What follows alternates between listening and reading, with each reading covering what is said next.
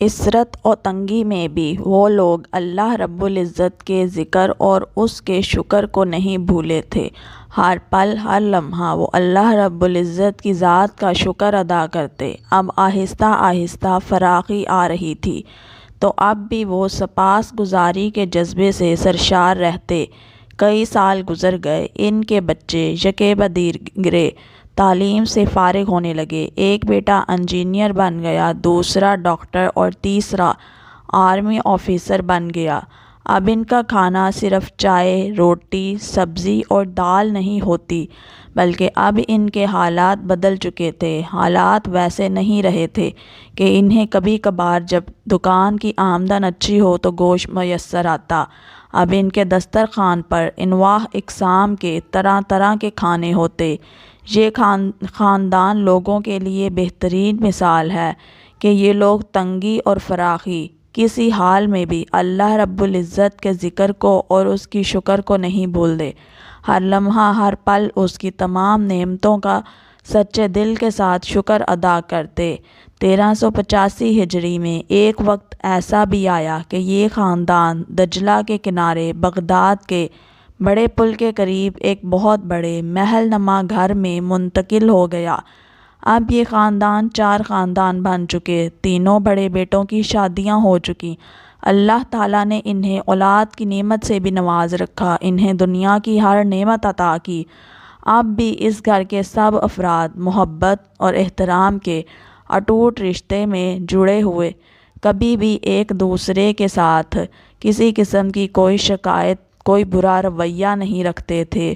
والد کی وفات سے لے کر اب تک ان کی والدہ ہی ان کے گھر کی سربراہ رہیں۔ گھر کا ہر فرد ان کی رائے کا بے حد احترام کرتا، ان کی دل سے عزت کرتا۔ اس سے پہلے کہ ہم اس واقعہ کو ختم کریں، اس کے سب سے اہم نقطے کی طرف توجہ دلانا چاہتے ہیں۔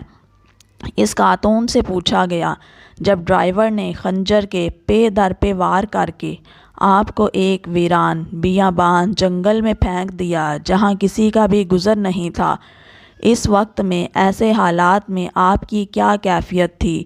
اتنا زیادہ خون بہہ جانے کے بعد، اپنی جان کا خطرہ ہو جانے اور اتنے گہرے گھاؤ لگنے کے باوجود آپ کس طرح سے زندہ رہیں؟ خاتون نے بتایا، اس ساری مدت کے دوران میری زبان پر بس یہی الفاظ تھے، اے آسمانوں اور زمین کے مالک، تو میری حالت کو جانتا ہے، اپنی قدرت سے میرے لیے میرے بیٹے کی جبری فوجی خدمت کا معاوضہ صحیح وقت پر صحیح جگہ پر پہنچانے کے اسباب مہیا فرما دے۔ تو ہی اسباب پیدا کرنے والا ہے تاکہ وہ گھر واپس آ سکے اور اپنے گھر والوں کی کفالت کی ذمہ داری نبھا سکے، چونکہ اپنے گھر کی کفالت کی ذمہ داری اسی نے نبھانی ہے۔ اللہ تعالیٰ نے اس خاتون کی دعا قبول فرما لی، اس کا مال اور اولاد دونوں اسے دوبارہ مل گئے۔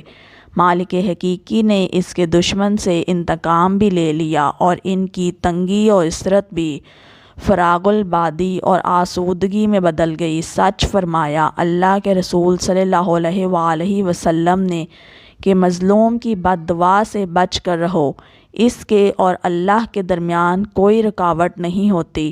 مظلوم کی بد دعا اللہ رب العزت کے عرش پر جاتی ہے اور اللہ رب العزت مظلوم کی دعا کو سن کر اس کے حل پیدا فرماتا ہے۔